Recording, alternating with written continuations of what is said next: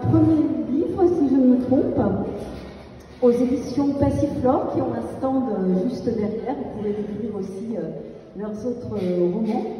Un livre qui s'appelle Les enfants maigres et qui aborde un point extrêmement méconnu. Et vous voyez, je viens de vous le dire, j'ai vécu longtemps en Chine et pourtant j'ai découvert, je suis tombée des nues en lisant ce livre bouleversant, je dois dire, puisqu'il est question du trafic d'enfants en Chine, du trafic d'enfants qu'on enlève pour les faire travailler dans des usines. Alors, on est à peu près tous au courant du travail des enfants dans les usines en Chine, mais on ne sait pas forcément, on n'est pas forcément au courant de tout le trafic un peu mafieux qu'il y a derrière. Alors, je voulais vous demander, quelle est l'ampleur de ce phénomène aujourd'hui en Chine? Est-ce que c'est massif? C'est massif, malheureusement. C'est massif en chiffres, puisque l'on parle d'un stock, excusez-moi d'employer ce terme, mais d'un stock de 200 000 enfants qui auraient été enlevés, qui seraient dans la nature et qui n'ont jamais été retrouvés. Et ça veut dire qu'en termes de flux, là encore, j'emploie des termes techniques pour masquer un petit peu l'horreur humaine de la chose. En termes de flux, on parle de milliers d'enfants enlevés chaque année. Et en fait, ce chiffre va de 3 000, 4 000 selon les chiffres de la police, à plutôt 30 000 selon les chiffres qui circulent sur les médias sociaux chinois. Donc c'est énorme. Alors on rapporte ça à un pays qui fait 1,4 milliard de personnes en pure statistique. Voilà, rapporter 1,4 milliard, rien n'est important.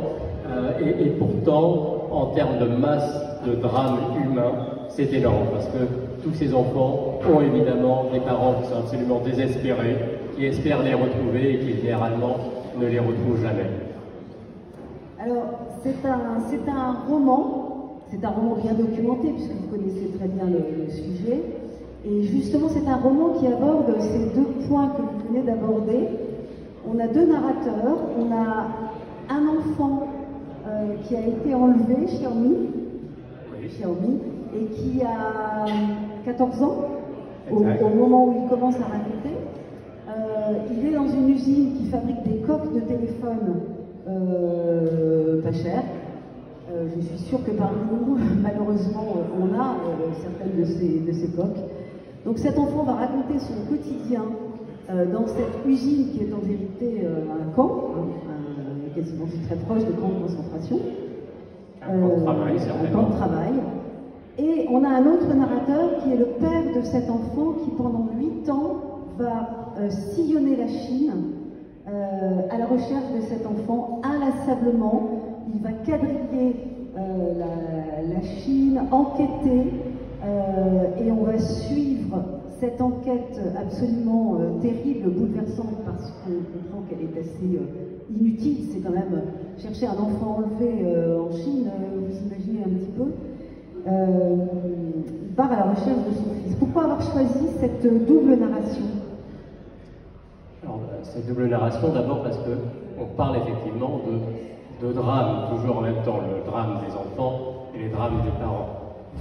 Évidemment, il n'y a rien de plus atroce qui puisse être imaginé pour chacun d'entre nous, probablement, que d'imaginer que son enfant présent, son enfant futur, puisse être enlevé et disparaître.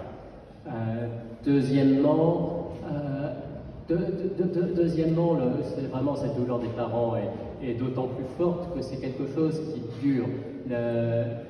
Il est terriblement difficile de pouvoir mettre en face l'un de l'autre un enfant qui a été enlevé un jour et des parents qui le recherchent. Et la première raison, c'est que c'est des enfants qui sont enlevés en général assez jeunes et à des âges où la mémoire du lieu exact où ils sont nés, la mémoire même de leur nom de famille, peut se perdre et se perdre rapidement. Donc très souvent, après quelques années, même s'ils s'échappaient après quelques années, il serait impossible de les amener à rejoindre leurs parents, parce qu'ils ne savent pas qui sont leurs parents.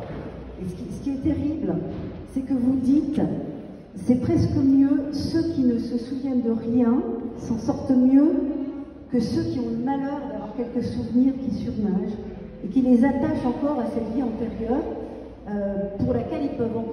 espoir de retourner. Vous dites ceux qui s'en sortent finalement assez bien, c'est ceux qui n'ont plus de mémoire du tout et qui ont été enlevés tout jeunes et pour qui ce camp de travail a été véritablement leur crèche, leur famille. Alors, ce n'est pas moi qui le dis, c'est Xiaomi qui le dit. Je m'efface derrière les narrateurs et effectivement, c'est la façon dont c'est perçu parmi ces enfants. Ceux qui se raccrochent à quelque chose, qui croient pouvoir retrouver quelque chose, et ceux qui ont le moins de chances de pouvoir se remettre du déchirement que ça leur représente. Et c'est malheureusement souvent la réalité, même si c'est un sujet qui est terrible, mais j'ai essayé de faire en sorte qu'il y ait de la lumière qui subsiste dedans. Je ne cherche pas à vendre du happy ending irréaliste, mais en même temps, il y a deux sources de lumière dans ce livre. La première, c'est celle des enfants eux-mêmes. Parce que, fort heureusement, chez les enfants, il y a parfois des choses extraordinaires, et notamment une résilience qui résiste, qui persiste, qui subsiste, qui leur permet de subsister pour certains. Et il arrive que malgré les drames, malgré les choses terribles qui leur arrivent, ils conservent espoir et conservent une capacité de grandir, de vivre. Et c'est une première source de lumière. Et la deuxième source de lumière, évidemment, elle est chez l'autre narrateur qui est un père et qui est un de ses parents aimants qui passe des années à la recherche de leurs enfants. On reviendra sur le pourquoi peut-être, mais enfin, si le pourquoi on l'a mentionné, c'est cette absence de mémoire qui fait qu'il est très difficile de les réunir. Mais s'il a très peu de chance de retrouver son fils, c'est ailleurs. Vous avez dit, Isabelle, que c'était son père. Alors, moi je maintiens dans ce roman un enfant et un parent l'un à la recherche de l'autre, sans qu'on l'on sache jamais, sauf peut-être à la fin. Et encore, on n'en est pas tout à fait sûr, je ne vous révèle pas la fin du livre. Et on sans qu'on ne sache jamais si c'est bien cet enfant qui est le fils de ce père. Par contre, ce père, au fil de ces chapitres, va faire des rencontres. Il va rencontrer des enfants qui ne seront pas les siens, mais c'est un homme qui déborde de cet amour paternel contrarié et désespéré, et à chaque fois qu'il rencontre un enfant, c'est cet amour qui déborde également et cette tendresse qu'il partage. Donc voilà, au milieu d'un drame qui est terrible, j'ai voulu tout de même donner, partager de l'espoir et de la tendresse aux parents comme aux enfants, qui sont des gens que j'ai rencontrés en Chine, et effectivement, j'ai rencontré quelques enfants, pas beaucoup parce qu'ils sont enlevés, n'est-ce pas, et qu'il y en a que peu qui réapparaissent.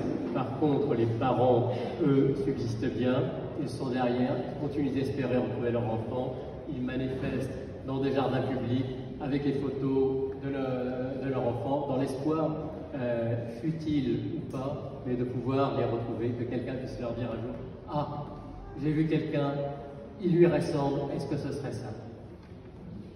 Alors, vous dénoncez, il y a cet aspect romanesque qui est bouleversant, mais vous dénoncez le silence des entreprises, des grosses multinationales qui se cachent derrière de multiples sous-traitants.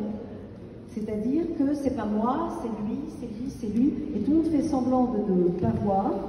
Et il y a un système extrêmement méthodique qui s'est mis en place en Chine, où tout le monde couvre tout le monde pour que ce système d'esclavage, de trafic perdure. Alors, c'est une vérité. Très souvent, ce travail légal est réalisé par les sous-traitants, d'un sous-traitant, d'un sous-traitant, qui fait qu'il y a de multiples étages, il y a un millefeuille entre l'entreprise finale qui porte une marque et qui pourrait être critiquée pour ça, et la source de fabrique. Je n'aime pas tant parler de dénoncer, peut-être parce que je ne suis pas un révolté, je suis quelqu'un qui veut que les choses s'améliorent. Mais par contre, alerter, oui. Rappeler, oui. Rappeler la vie de ces enfants, c'est leur donner plus de chance que leur situation soit prise en compte, c'est maintenir la vigilance pour lutter contre ces détournements, contre ce travail illégal, et ça fait partie des très belles raisons, pas seulement de lire le livre, bien entendu, mais également d'en être l'ambassadeur et de partager cela, faire connaître la chose autour de soi. Comme vous l'avez dit, on n'en voit pas beaucoup en France et on pourra en parler beaucoup plus. Et c'est une façon de leur montrer de la tendresse et de leur donner une chance que leur usine soit un jour fermée. Alors, ça tombe bien parce que vous disiez finalement, je ne souhaite pas dénoncer parce que je voulais terminer sur cette notion. Ce n'est pas seulement un roman engagé comme on peut en trouver, c'est le roman d'un homme engagé. Parce que vous-même, en tant qu'homme, bien sûr en tant qu'écrivain à travers ce livre, mais en tant qu'homme, vous menez un combat sur le terrain depuis des années pour aider financièrement, pour aider logistiquement, pour aider à retrouver les quelques enfants au sujet desquels on peut espérer avoir une trace.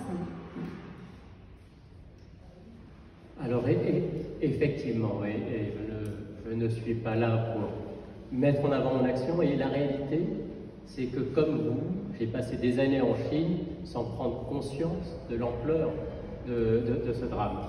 Et j'ai déployé une activité qui relevait de l'entrepreneuriat social, et on s'est attaqué à un sujet, puis à un autre, et un jour, j'ai demandé à la trentaine de Chinois qui travaillaient avec moi sur ce sujet. Maintenant, on a réussi à traiter ce sujet, il reste beaucoup de choses à faire, mais c'est des choses qui tournent. Quel est l'autre drame en Chine auquel vous pouvez penser et auquel personne ne répond aujourd'hui? Et c'est eux qui m'ont dit, il y a ce sujet, il y a ces enfants qui sont volés, on le sait tous, on en parle dans les médias sociaux chinois, on en parle parfois un petit peu dans la presse, mais en fait dans la presse, c'est très particulier puisque l'État chinois n'aime pas beaucoup parler des sujets qui sont douloureux, qui sont difficiles. Donc on en parle surtout lorsqu'un enfant est retrouvé. Alors oui, lorsqu'un enfant est retrouvé, ça on en parle dans la presse, tout le monde est content, etc. Mais ils m'ont dit que c'est à ça qu'il fallait s'attacher, et c'est à ça c'est autour de ça qu'on a cherché à construire des communautés de milliers, de dizaines de milliers de personnes pour essayer de lutter contre ces enlèvements d'enfants, en permettant aux alertes de démarrer beaucoup plus tôt, en permettant financièrement de créer une solidarité qui permet de financer ce qui est nécessaire, qui est une réaction immédiate dès l'instant où un enfant est enlevé. Si, comme dans beaucoup de pays, pas en France d'ailleurs, mais le phénomène est tout à fait marginal en France, si, comme dans beaucoup de pays, la police attend 2 ou 3 jours pour être certain que l'enlèvement est avéré lorsqu'on signale une disparition, c'est beaucoup trop tard. Les chances de retrouver l'enfant ont disparu, les traces sont froides, elles sont refroidies. Et il y a besoin de pouvoir réagir immédiatement dans les heures qui suivent. Et c'est ça qu'on a essayé de faire et de construire. Et c'est ce qu'on a lancé à l'origine. Il y a beaucoup d'autres acteurs en Chine qui le font également. Je ne cherche pas du tout à prétendre que la seule personne qui ait pris conscience de ça en Chine soit un homme qui est à moitié chinois, à moitié français, et qui a été le premier et le dernier à le voir. Il y a plein de Chinois qui en sont conscients. Ça fait boule de neige. Il y a de plus en plus d'organisations qui luttent contre cela. Donc il y a un mouvement qui est positif, mais il y a toujours des milliers d'enfants qui sont enlevés. Et donc tout ce qu'on peut continuer de dire pour faire prendre conscience du sujet, pour faire écouter les entreprises internationales qui, probablement largement involontairement, y contribuent, ça reste extrêmement important parce que c'est ça qu'il faut faire en permanence et qu'il y en aura toujours trop. Merci Tanglo Ek. C'est un roman bouleversant qui dessine vraiment sur une réalité méconnue. Vous pouvez retrouver Tang sur le stand de Passiflore qui édite d'autres très très beaux romans. Et je vous propose de l'applaudir.